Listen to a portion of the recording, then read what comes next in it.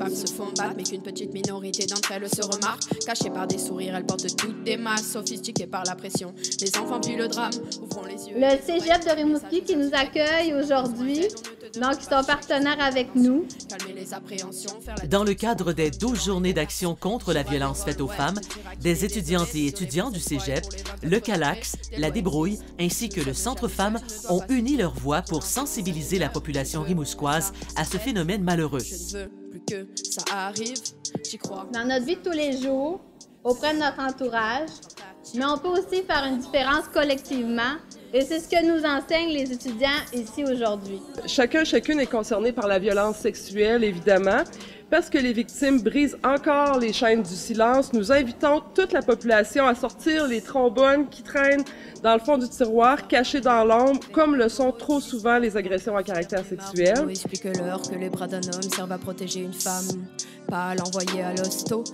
C'est très important d'être là pour appuyer la mobilisation des jeunes, les actions que les jeunes vont faire. Donc, c'est vraiment eux, aujourd'hui, qui annoncent les actions qu'elles prévoient faire, entre autres dans le cégep. Nous, on est là en appui. Évidemment, on va participer autant qu'on peut parce que ça nous tient à cœur, évidemment, la lutte aux violences faites aux femmes.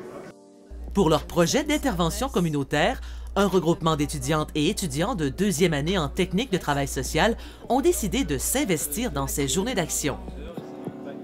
Je constate que nous avons tous dans notre entourage des femmes qui ont vécu une forme de violence quelconque. Je trouve que c'est impensable que ça soit encore aussi présent aujourd'hui. Donc, c'est pour ça que je m'implique dans cette cause au Cégep. Une projection de film, une commémoration des femmes de Polytechnique. Il y aura un kiosque d'information. Ensuite, qu'est-ce qu'on avait prévu de faire? On a la chance d'avoir une de nos amies qui a créé une chanson pour l'occasion. Donc on aura l'occasion de la faire connaître au Cégep de Rimouski. Donc cette chanson s'appelle Mauvaise excuse. Donc, et elle a justement pour thème la violence faite aux femmes. Et le message qui est passé, c'est qu'il faut contribuer à l'élimination de la violence faite aux femmes. Vous pourrez voir et entendre le duo Sen-CH lors d'une performance prévue le 4 décembre à la 5e saison du Cégep de Rimouski. Le duo a remporté les honneurs lors de l'événement Cégep en spectacle. Les princes ne battent pas les princesses. Tu penses résoudre ça en allant à la messe. Tu crois qu'on te croit quand tu te confesses. Je vais t'expliquer. L'affaire de se battre pour l'élimination de la violence faite aux femmes, c'est nous qui devons la faire. Nous qui sommes là aujourd'hui pour que plus tard les futures générations n'aient pas à le faire et puissent vivre dans de meilleures conditions et s'épanouir dans leur vie de couple et leur vie de tous les jours. Les femmes utilisent beaucoup plus le système de santé, de services sociaux, les organismes communautaires que les hommes. La situation actuelle ne s'améliore pas pour les femmes victimes de violences. Émilie, intervenante à la Débrouille, en sait quelque chose.